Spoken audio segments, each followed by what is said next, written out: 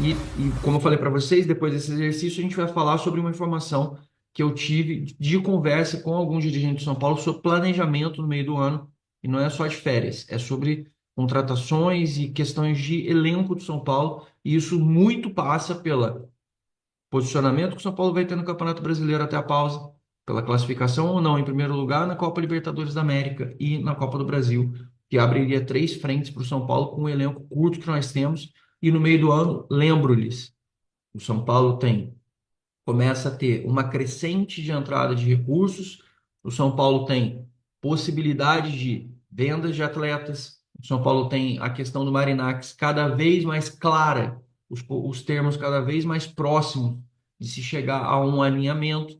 O São Paulo tem essas expectativas, como eu já cansei de falar para vocês, de que até julho, mais ou menos, o São Paulo consiga ter algum tipo de sinalização neste sentido dessa parceria com o Grego Marinax, o que também ajudaria tanto em enxerto financeiro quanto na questão de chegada de atletas jovens que poderiam incorporar o time do São Paulo. Então a gente tem essas frentes abertas de esperança, expectativa que a gente precisa, e aí eu vou falar com vocês do planejamento um pouco mais aí para frente depois desse exercício que eu queria fazer com vocês. Vou tomar meu café aqui para não ter interrupções. E aí, pensando nesse cenário, eu falando para vocês sobre um pouco sobre planejamento. E aí, conversando ontem, muito preocupado, aliviado, né, mas muito preocupado com relação ao planejamento do São Paulo para o restante da temporada, sabendo que o São Paulo não tem grana, sabendo que o São Paulo tem uma limitação de caixa, sabendo que o São Paulo tem um monte de questões, e sem pensar, propriamente dito, na entrada, desculpa, do dinheiro do Marinakis, sem pensar em muitas coisas, o São Paulo tem duas opções, como a gente já falou várias vezes. A venda de jogador e a incorporação de atletas que sejam baratos para reforçar o time, sem fazer grandes investimentos. Quais são as perspectivas que temos? Aí surgem nomes como o Carlão, surgem nomes como o Zampedri, que a gente falou ontem no vídeo, que é um argentino de 37 anos, aí eu vi um surto coletivo de muitas pessoas. São os atletas que o São Paulo acaba vendo. A gente falou, por exemplo, há pouco tempo atrás do Carlos Vinícius, a gente falou do Brenner, aí eu conversando com algumas pessoas, falaram, cara, é muito caro, os clubes, os salários desses jogadores são altíssimos, isso atrapalha muito o planejamento do São Paulo de reforçar o time e incorporar mais atletas para o grupo. E aí eu falei assim, bom, então a gente tem uma situação, temos um problema. A gente vai ter que vender. Aí surgem as questões. Por exemplo, se imagine que a gente venda o Pablo Maia. É uma opção. Se a gente vender o Pablo Maia, a gente não vai vender o Pablo Maia pelo valor que gostaria, mas abriria uma vaga no time e aumentaria o caixa do São Paulo, permitindo que o São Paulo trouxesse alguém. Aí o São Paulo tem Marcos Antônio. Aí tem o Luiz Gustavo, que também pode sair. Vamos imaginar que a gente, por exemplo, vendo o Bobadilha, que vem recebendo sondagens nos últimos tempos, mas não tão pelo valor que a gente gostaria. Mas é uma opção, de repente, dar um reforço de caixa e, ao mesmo tempo, dá para trazer um outro jogador que seja mais o perfil do Zubeldia, já que o Bobadilha não vem jogando tanto pelo São Paulo neste momento.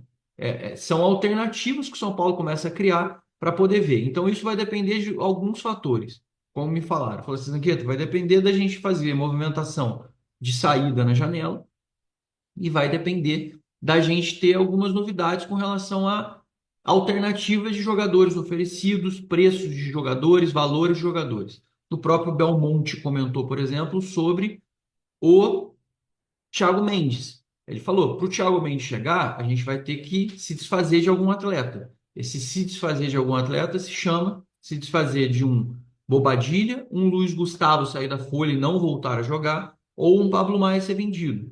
Então, a contratação do Thiago Mendes ela não é uma negociação direta, ela é uma negociação que só vai acontecer e só ocorreria com o São Paulo caso o São Paulo conseguisse fazer essa modificação de espécie. Uma outra questão que gera muita polêmica, mas muita mesmo, essa é a mais discutida, é com relação à questão do centroavante. Todo mundo, toda vez que surge qualquer notícia de centroavante, fala: se eu fosse o Rian, ia embora. Se eu fosse o empresário do Rian, eu meteria o pé. Se eu fosse o Rian no São Paulo, eu deixaria o clube, sairia e pediria para ir embora. Se não sei o quê. Ou estão fazendo esse negócio da movimentação do centroavante porque já venderam o Rian Francisco.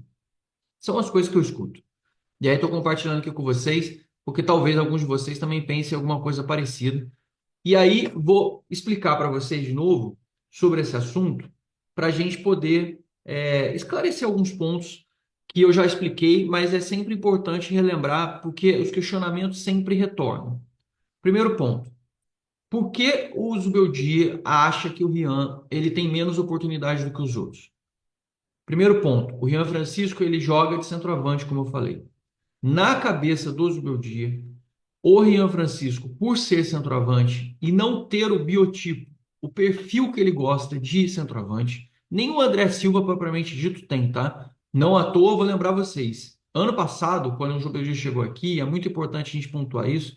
Quando o André Silva estava no grupo, ele a gente tinha o Caleri, a gente tinha o Juan e a gente tinha o André Silva, que em tese fazia uma posição, mesmo que o Juan com o Dorival Júnior jogasse mais aberto pela ponta. Quem jogava mais do que o André Silva era o Juan. Vocês lembram disso? É só vocês puxarem. O Juan ele acabava sendo mais acionado. Ele tinha mais oportunidades para jogar como o reserva do Caleri do que o André Silva.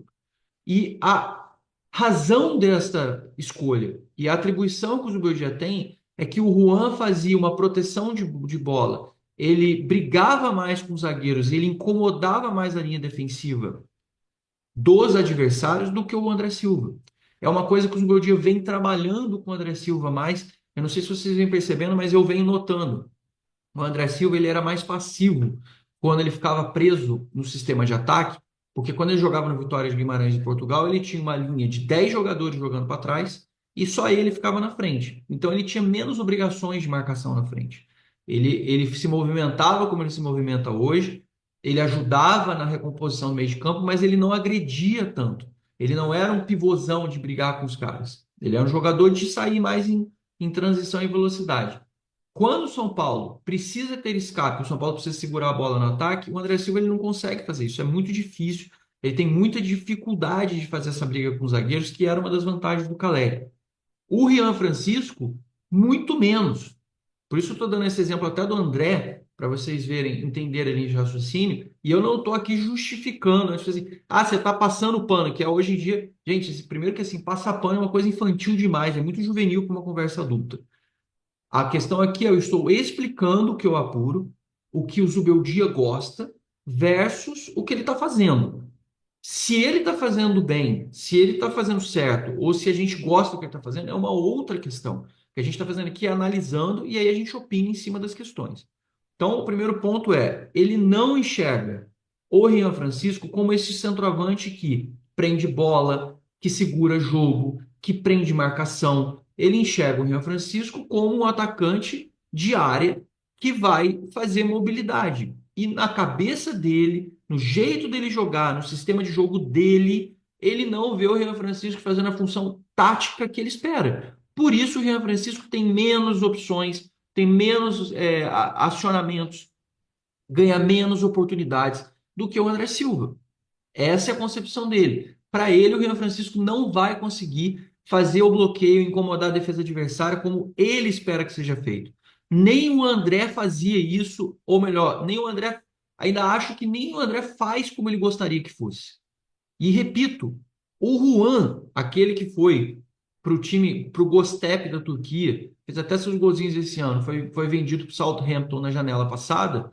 Ele, até o Juan era um jogador mais brigador na concepção do Zubeldia. E a gente está falando de um jogador extremamente limitado tecnicamente, que era o Juan, mas que tinha uma função tática mais aguda e efetiva para o que pensa o Zubeldia do que tem o André Silva e do que tem o Rian Francisco. Eu estou falando agora de teoria e concepção do técnico. Eu concordo com isso? Não concordo. Acho que o bom técnico ele formata seu time de acordo com as peças que ele tem. É igual se chegar assim, vou imaginar aqui, olha que eu tô falando de um cara que eu nem gosto, que é o Diniz, tá? Nós vamos imaginar aqui, o Verratti é um jogador extremamente de área, de receber bola de costas, de fazer pivô, de cabeçada e caneludo que você vai só empurrar a bola para dentro. O Vasco sempre se escolheu as melhores alternativas de vamos alçar a bola na área porque vamos explorar o que o nosso principal atacante, nosso principal centroavante tem de recurso. Beleza? Essa é a opção que ele tinha. É como se o Diniz fala assim: eu não vou usar o Verratti porque o Verratti não vai conseguir se adequar no meu sistema de jogo, porque é um centroavante mais estático, não é um centroavante de mobilidade. O Diniz gosta de centroavantes que se movimentam, tipo o Luciano, que não é um centroavante, é um segundo atacante, ele gostava do Brenner, ele gostava no Fluminense do Cano. Você está falando, estou repetindo, nós estamos falando de jogadores que leves, jogadores de mobilidade. O Rian Francisco é um jogador que faz o perfil Diniz. Não é um jogador que faz, mas daí o Diniz vai chegar no Vasco e vai falar: Verratti, você vai ser meu banco, lá você não joga mais, porque você é um jogador mais estático, de área, posicional. Não vou usar você? Não. Tanto que ele fez 2 gols agora no final de semana, por quê? Porque o cara vai moldando para o sistema de jogo. Eu acho que precisa, o Zubeldia ele precisa ter uma amplitude mais de visão, abrir um pouco mais a cabeça. Essa é uma crítica que eu tenho para ele, de não reagir na hora do não tenho mais opção, agora fudeu, vou fazer isso aqui. Que foi o que acabou acontecendo um pouco com a base. É sim uma questão de analisar e falar assim, cara, eu posso criar uma alternativa de jogo. Eu posso abrir uma sistemática interessante de jogo para aproveitar um talento que eu tenho aqui dentro do grupo, um recurso técnico importante que é o Renan Francisco, um fazedor de gols. Essa é uma visibilidade que, na minha concepção, pode ser interessante. E por que que eu estou explicando isso e esse assunto é tão importante? Porque quando você vê nomes como Carlão e Zampedri surgindo, as pessoas falam, o Rian, meu Deus, o que vai acontecer com ele? Cara, esses jogadores têm o perfil que o Zubeldia quer. São jogadores de receber bola de costas, fazer o pivô, prender marcação, ficar na área, receber cruzamento, fazer o pivô para quem chega de trás para fazer um chute, para prender uma marcação. Não necessariamente só ser goleador, mas muito mais ter uma função tática dentro do campo que permita o Zubeldia fazer aquela visão de plano de jogo que ele gosta. É isso. É assim que ele fazia na LDU, é assim que ele fazia no Lanús. Pode pegar, ele tinha jogadores pesados, veteranos mais velhos, ficavam mais posicionados no setor ofensivo entre as linhas de defesa, fazendo esse jogador que prende a linha da zaga adversária e sempre recebe essa bola dentro da área, sempre é acionado desse jeito, como o Caleri estava fazendo. E aí entra nisso que eu falei para vocês. Se o São Paulo vender 2 ou 3 peças no meio do ano, o São Paulo chega na sua meta financeira de venda e aumenta a lacuna de você poder contratar atletas. Então, a resposta que eu recebi, isso é uma coisa ainda em avaliação, então eu quero que vocês tenham muita calma na hora de receber essa informação, existe uma linha de pensamento que se o São Paulo vender 2 ou 3 atletas, e ganhar um dinheiro bom com esses jogadores, o São Paulo pode repor com mais atletas. Então a gente, no início do ano, o que que a gente fez? A gente tirou 18 ou mais, até que saíram mais jogadores de base. No total foram quase 29 jogadores que acabaram saindo da folha como um todo. Então você tem lá, saíram mais do profissional, foram lá 18 jogadores e você trouxe 4 e subiu alguns da categoria de base. O São Paulo pode, no meio do ano, fazer um movimento diferente que não necessariamente tem equivalência financeira. Então, você pode vender jogadores e enxertar a grana no seu caixa. Você tira 2 ou 3 peças, mas de repente você pode trazer 4 ou 5 que estão mais baratos, mas que permitem você preencher lacunas do seu plantel. Então, vou dar um exemplo. O São Paulo vende um Pablo Maia, o São Paulo de repente pode buscar 2 volantes mais baratos no mercado para poder ter mais jogadores na posição e poder ter mais atletas que possam fazer. Mas e a qualidade? Aí o ponto principal é a qualidade. Precisa chegar, a gente precisa contratar jogadores que reforcem efetivamente o time, não é reforço na, entre aspas, é reforço na concepção real da palavra, literalmente reforçar, trazer qualidade e trazer mais recurso para o time principal. Então é uma questão de. Ou o Bobadilha, por exemplo. Vamos vender o Bobadilha. O Bobadilha hoje é um reserva, terceira opção do meio de campo, eu não uso tanto. Posso trazer uma grana aqui e posso, de repente, pegar 2 jogadores emprestados que eu busque no mercado, que sejam, não sejam tão caros, mas que me tragam opções. Posso trazer aí, para esse caso, um reserva para primeiro volante e um reserva para um jogador de segundo volante, mas em troca 1 por 2 ainda reforço o meu caixa. Gente, isso é uma simulação. Eu não estou dizendo que isso é uma coisa que vai acontecer. A gente tem, por exemplo, a movimentação numa possibilidade de trazer o Medina.